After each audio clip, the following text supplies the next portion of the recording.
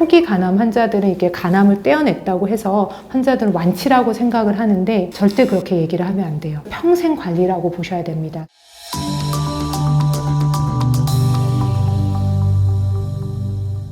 안녕하세요. 저는 소화기내과에서 근무하고 있는 임선영입니다. 간 안에는 그 신경세포가 별로 없거든요. 그래서 초기에는 증상이 없다가 크기가 커져서 간 캡슐, 여기 표면까지 이제 커져가지고 눌리게 될 경우에는 그때 이제 증상이 생기고, 간 안에 있는 경우에는 대부분 증상이 없습니다. 혈액 검사로는 쉽게 진단이 되지 않거든요. 초음파 검사를 반드시 해야 되고, 거기서 이제 뭔가 보이면은 그때는 이제 CT나 MRI 검사, 조영제를 사용한 그 검사를 해서 간암을 진단하게 됩니다. 그래서 우리가 간암 환자들을 이제 검사를 해보면은 거의 한 80% 정도에서는 이미 간경화, 이렇게 간이 우둘투둘하게 초음파나 CT에서 이미 관찰되고 있고, 그렇지 않은 경우도 한 20% 정도 되고 있는데, 보통 어떤 경우에 이렇게 바로 간경화 거치지 않고 간암이 되느냐 는 보통 만성 B형 간염 혹은 C형 간염의 환자들에서 그렇게 진행하는 경우가 있기 때문에 바이러스 간염 환자들에서는 반드시 간암 감시 검사를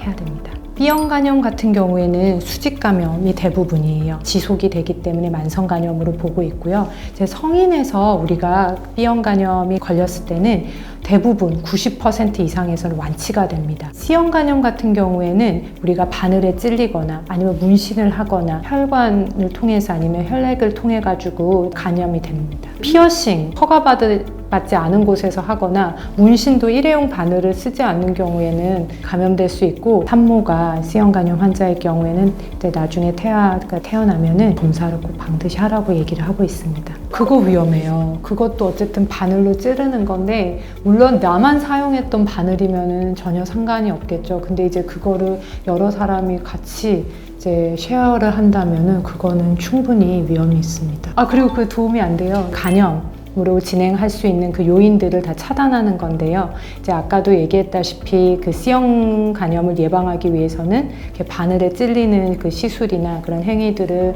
줄여야 되고 하지 않아야 되고, B형 간염 같은 경우 검사를 해봐야죠. 만약에 엄마가 B형 간염 환자이다, 검사를 해서 그게 양성으로 나오면은 반드시 추적 검사를 하셔야 됩니다. 그리고 또 이제 지방간 또 위험 인자가 되기 때문에 체중 관리하셔야 되고, 술, 잦은 음주는 이제 간 경화의 원인이 되기 때문에 음주도 줄여야 됩니다. 간암 같은 경우도 이제 병기에 따라서 치료가 다 다른데, 크기도 작고 개수도 3개 이하이고, 그리고 다른 장기 침범이 없는 경우를 조기 간암이라고 정의를 하는데, 그럴 때는 이제 근치적 치료 방법을 선택을 합니다. 수술, 고주파 열 치료. 근데 이제 간 기능이 너무 좋지 않은 경우에는 간이식까지도 합니다. 중기 간암에서는 경동맥 화학 색전술이라고 해서 간암에서 이제 특수한 치료예요. 그 다음에 이제 간암이 진행된 경우, 그때 가서는 항암 치료를 하는데, 항암 치료는 먹는 항암제가 있고 주사제로 투약할 수 있는 항암제가 있는데, 그 치료를 1차 치료로 많이 사용을 합니다.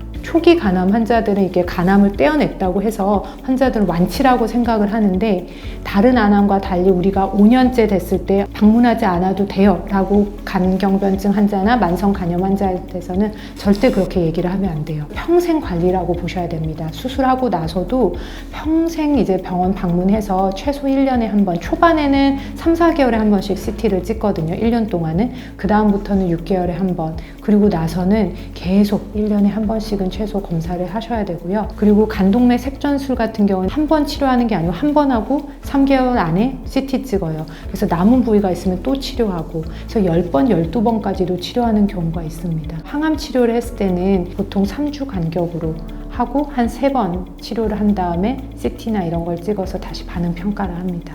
너무 많은 간 보조제 선물을 받아서 이제 이런 거 저런 거 복용해도 되냐라고 문의를 많이 해주시거든요. 사실상 그런 거는 복용하지 않아야 된다라는 거를 한 번 더 말씀드리고 싶고, 그 다음에 적당한 음주는 없습니다. 금주하는 게 가장 좋지만, 만약에 꼭 음주를 해야 된다라고 하셨을 때는 하루에 한 2잔 이상은 절대 마시지 않도록 권고하고 싶습니다.